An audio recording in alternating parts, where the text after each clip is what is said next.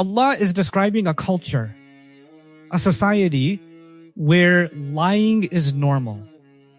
Where when you apply for a job, you lie in the interview, it's normal. You lie about your income, normal. You lie when you're getting married, normal. You say, I believe in Allah, I believe in the truth, I believe in justice. And all of that sounds nice. But when it comes to true testimony, you think, that's my cousin, that's my uncle, that's my brother, that's my mom, that's my dad. Family first, deen of Allah second. We think, I'm okay with Allah getting angry with me, but I don't want my mother getting angry with me. Today's talk is dedicated to a single ayah of the Quran. I refer to it in the Arabic part of my khutbah. A simple translation would be, no doubt about it, Allah is going to defend those who believe. The second part of the same ayah states, indeed, Allah does not love any dishonest, ungrateful person, every single dishonest and ungrateful person.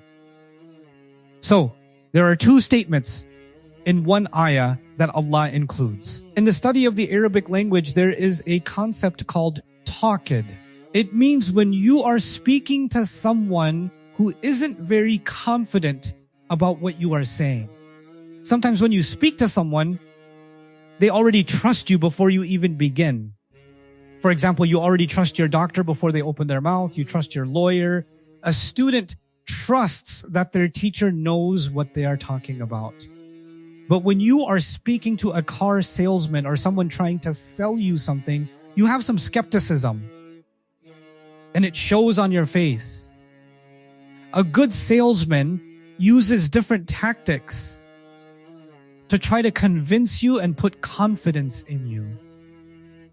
We are not here to talk about salespeople. What I want to share is that Allah in the Quran sometimes acknowledges that when people hear certain things, they might not feel confident because they see something to the contrary.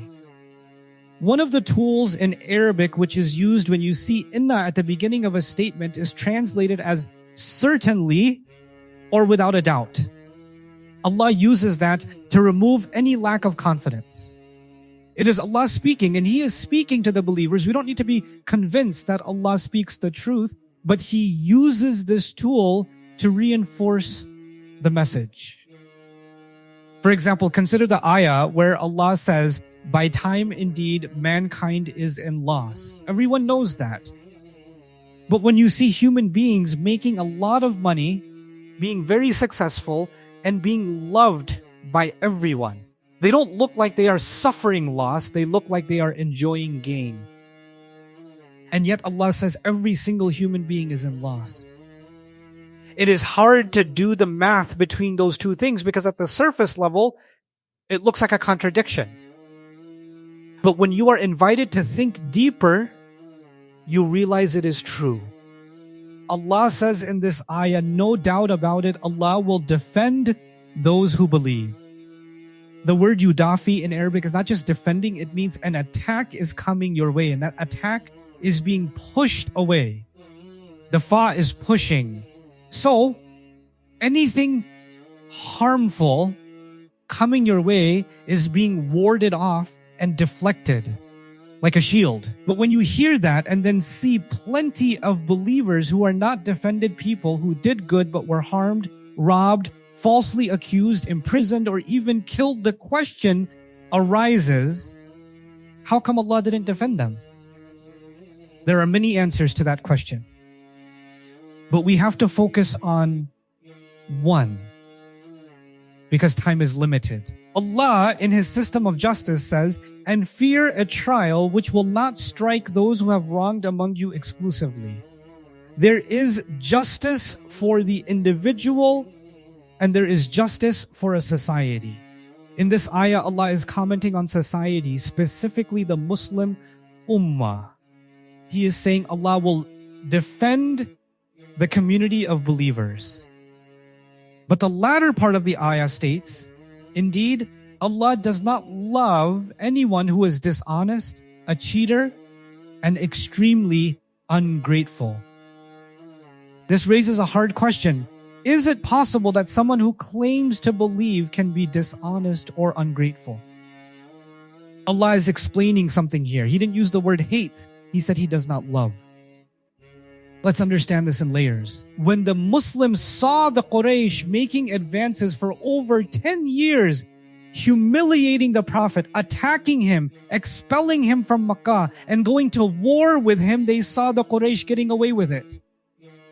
You have stories in the Quran where other nations were destroyed instantly for denying their prophets. Yet, the Prophet was attacked publicly and almost killed multiple times, and the oppressors were still there. The believer might say, Ya Allah, we have been taking a beating, and they keep getting worse. Allah is clarifying, Allah will defend you, but His defense is long-term, not short-term.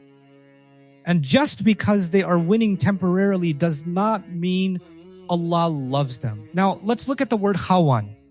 In Arabic, a baker is called a khabaz because they make bread over and over again. It's a pattern. Someone who cuts meat over and over is a jazar.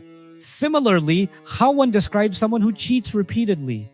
It is not a one-time thing. It is a pattern of behavior.